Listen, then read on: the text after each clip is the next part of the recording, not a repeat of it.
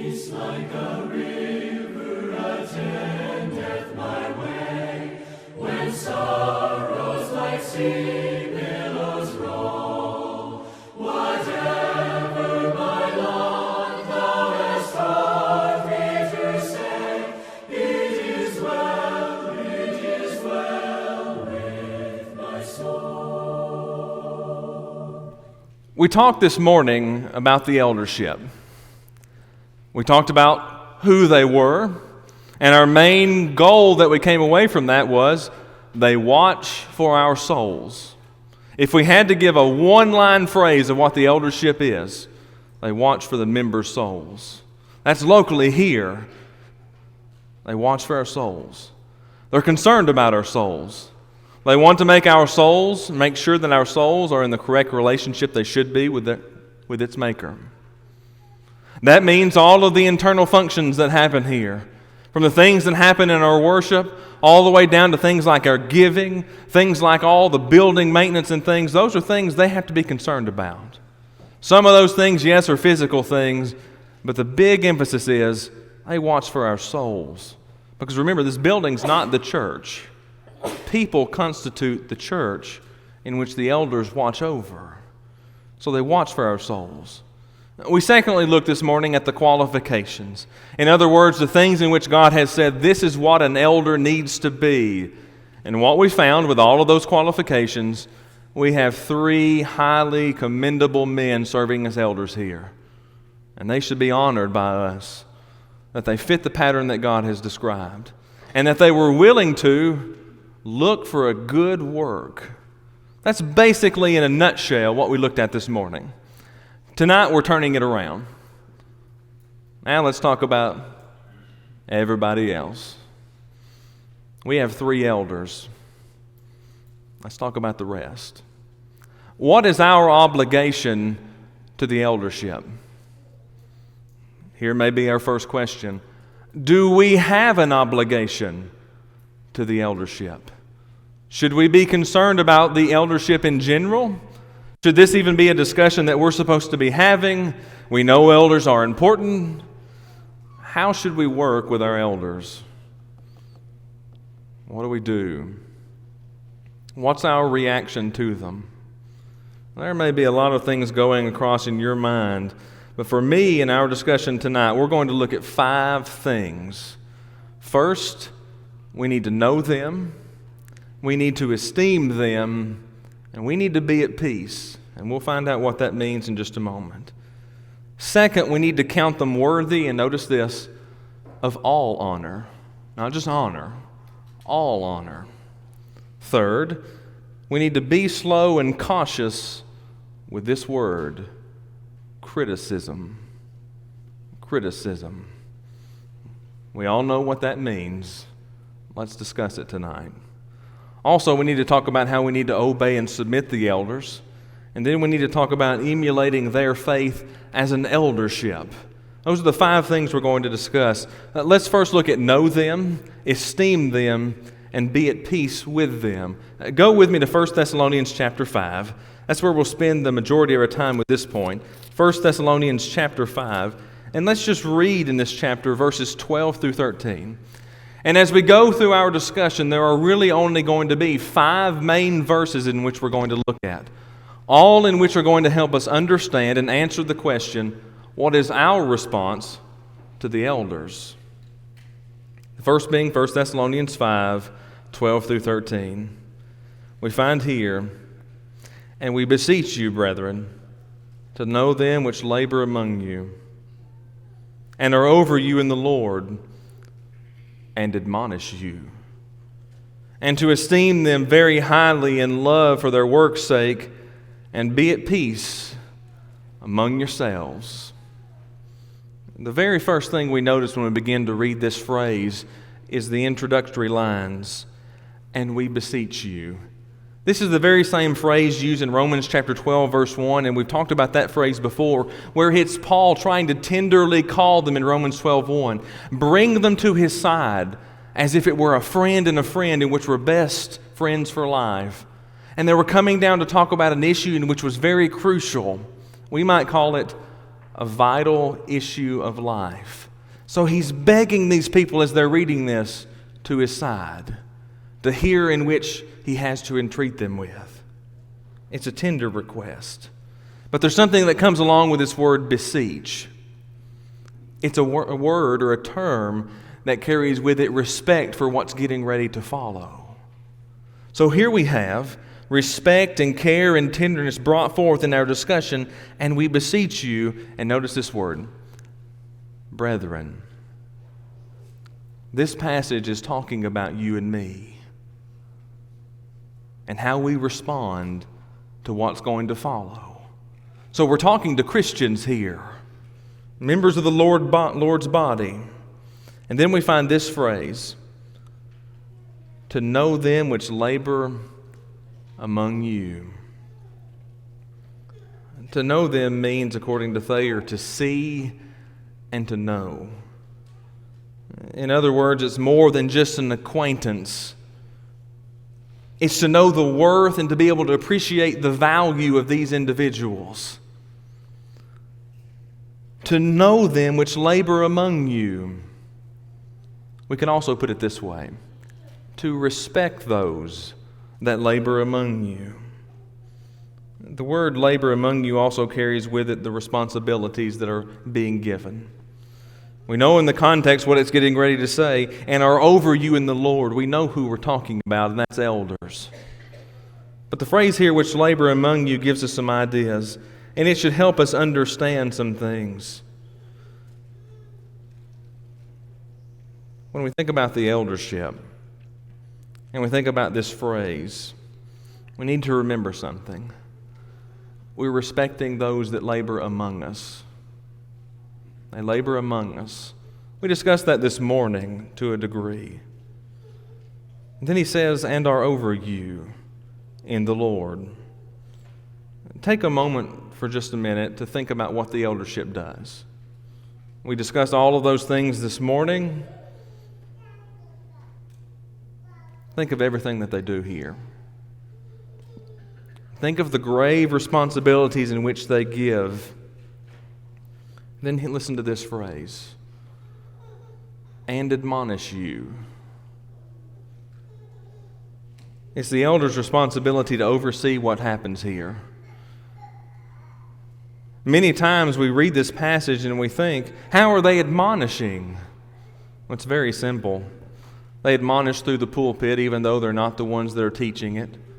They admonish throughout the Bible classes even though they're not the ones teaching it. They admonish in all the various ways and efforts in which we're doing. You see, when we look at everything that East Hill is doing, we can see the elders' hands placed in among it. And we can see all the good in which they're trying to do. And we read this phrase, and admonish you. This word denotes someone who's trying to help. It almost is closely related to the word beseech, someone who is calling you to his side to correct you. So notice what we found. He's beseeching them. He's calling them brethren. He's telling them to know those in which are over you, and know those who labor among you, and know those who admonish you. We have to know them. We have to know them. Notice verse 12, or verse 13. And to esteem them very highly in love for their work's sake, and be at peace among yourselves. Why would we need to esteem the elders? I mean, we obviously know why we need to know them. They're the elders. I need to know in which whom I serve. But why do I need to esteem them? This is the second responsibility found here, the first being to know in this passage, the second being to esteem them. Why would I need to do that?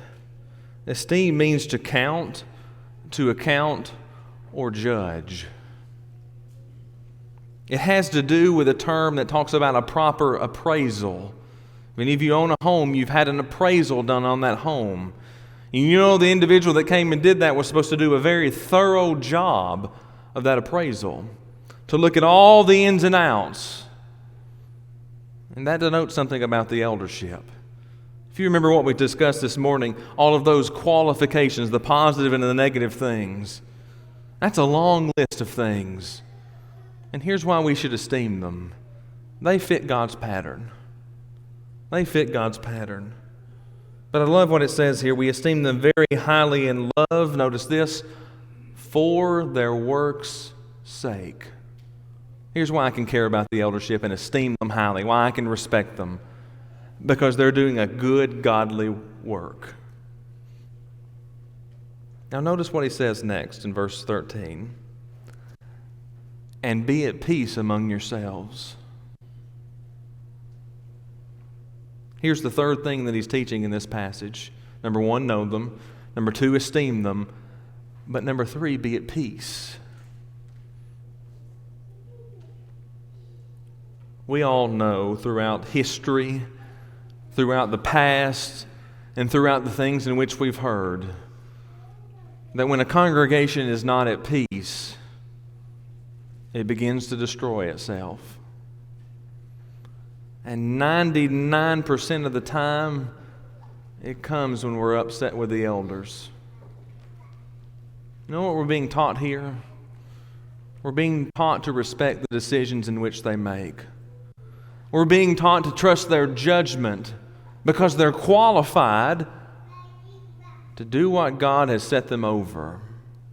They're qualified to be able to handle these things, and we're to be at peace among ourselves because we know that they're going to do what's right for my soul. They're not worried about me just physically. I can be at peace because I know the elders are going to do what's right for my soul. And that's the most important thing we could take away from tonight. We can be at peace. So the first thing we notice tonight, we need to know them, esteem them, and be at peace. Now, let's notice the next one. We need to count the elders worthy of all honor. Now, go with me to 1 Timothy chapter 5, and we'll actually stay here for the next point as well. 1 Timothy chapter 5, and we're going to notice verses 17 and 18. We need to count them worthy of all honor. We find here, and to begin verse 17, let the elders that rule well be counted worthy of double honor, especially those who labor in the word and doctrine. For the Scripture saith, thou shalt not muzzle the ox that treadeth out the corn, and the laborer is worthy of his reward. To think about this passage, I want us to notice a couple of words in their detail and really see what they mean so we understand what he's saying here of counting them worthy of all honor. First, notice in verse 17 the word worthy. This word means fit. It means right. It also carries with it the context to judge worthy, and here's my favorite, to deem deserving. One other definition says to deem it entitled.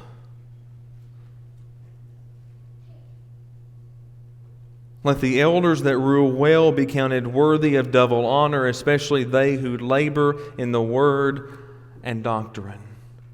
They're worthy of all honor.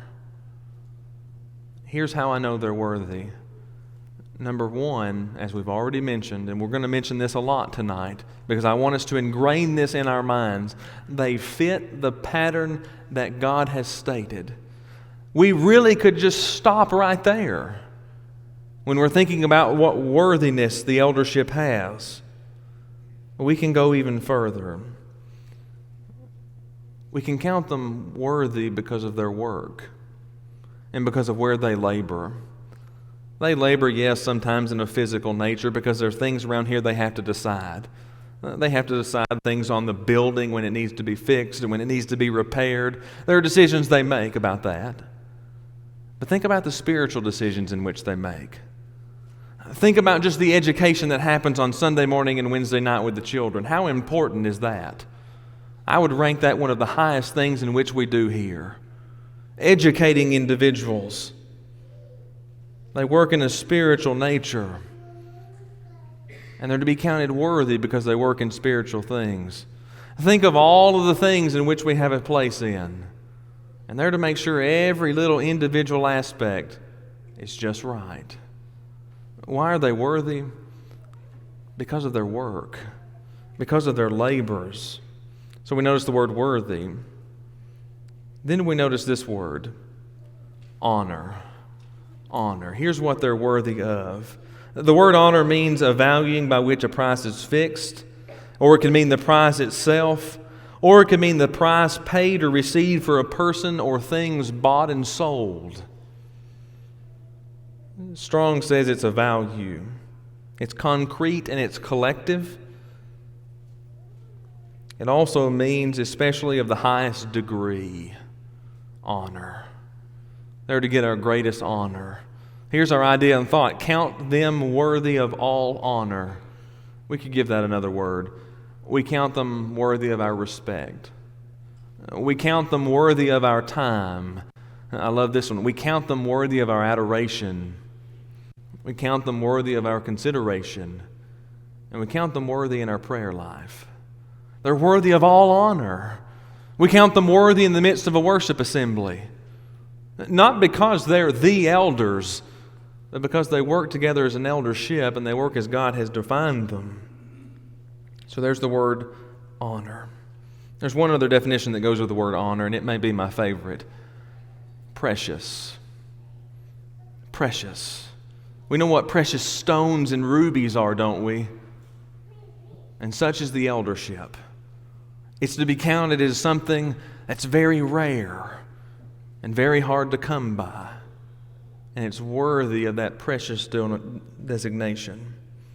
There's one other word in this passage I want us to notice. It comes in verse 18. For the Scripture says, "Thou shalt not muzzle the ox."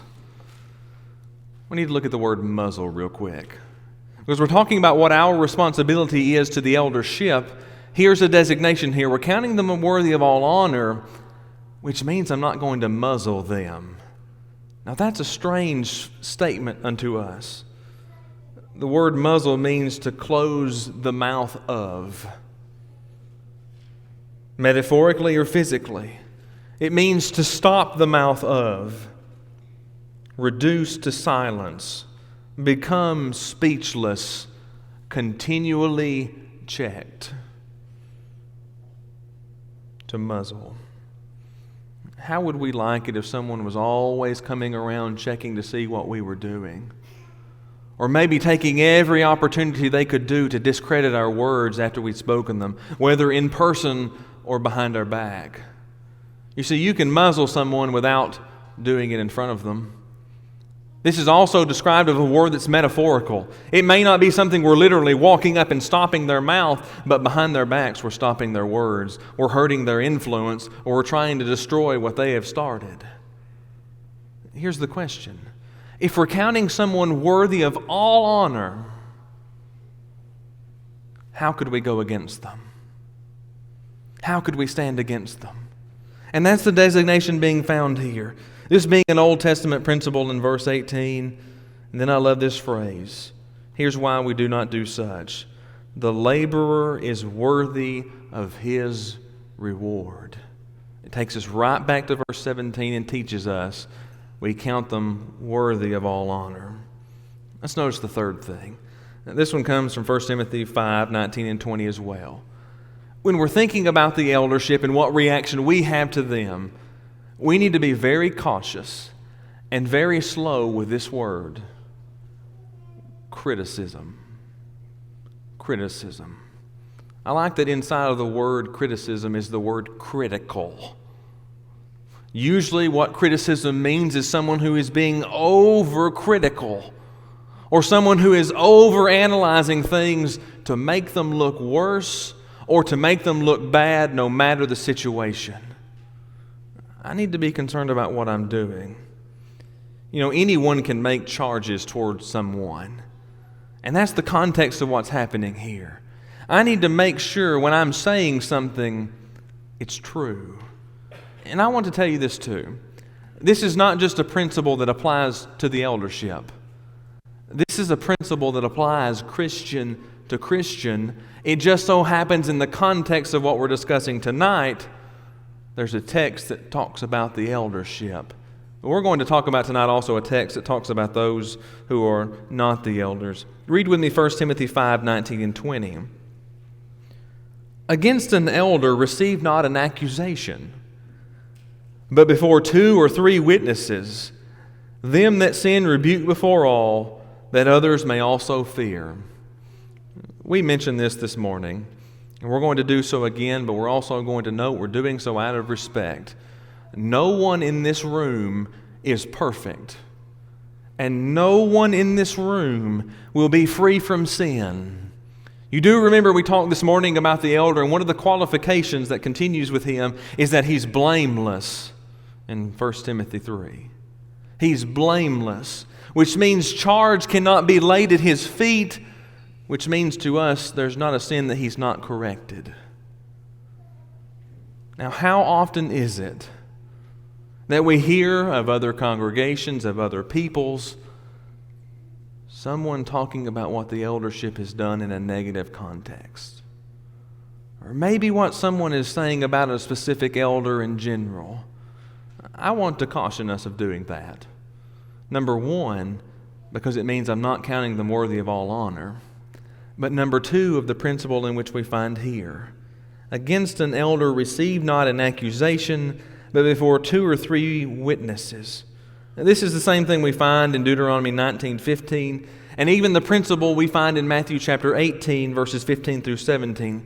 Remember there, if a brother trespass against thee, you go and tell him your fault between he and thee alone. If he does not hear you, you take 2 or 3 more witnesses with you.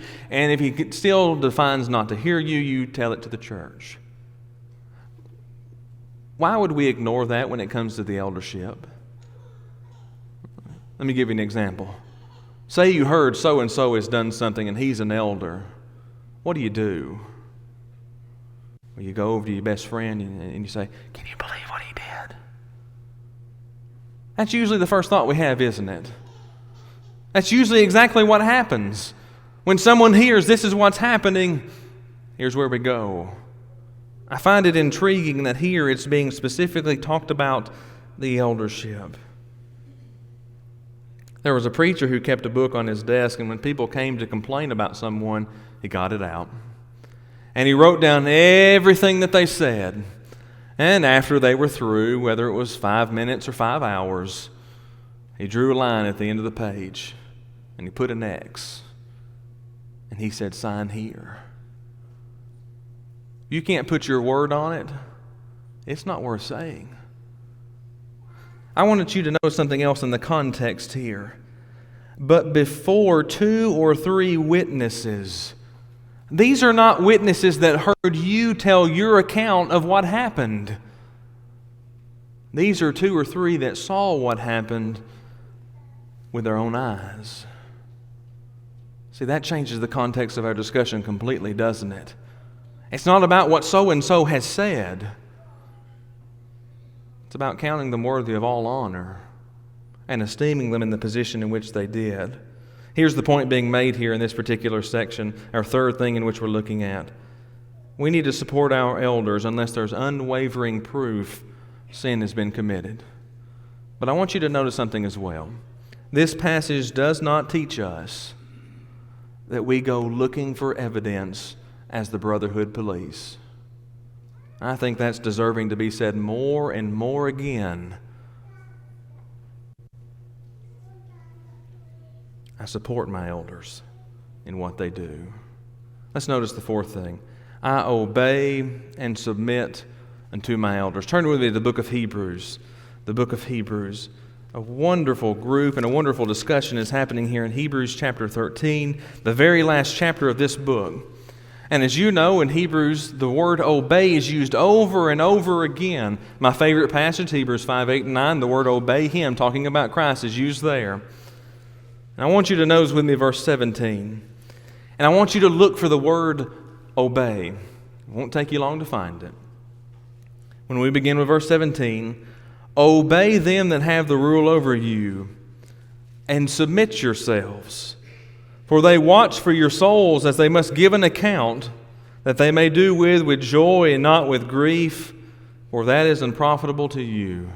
We briefly discussed this morning, but I thought it was worthy of our time again. I want us to notice some phrases in this verse. Number one, the phrase, over you.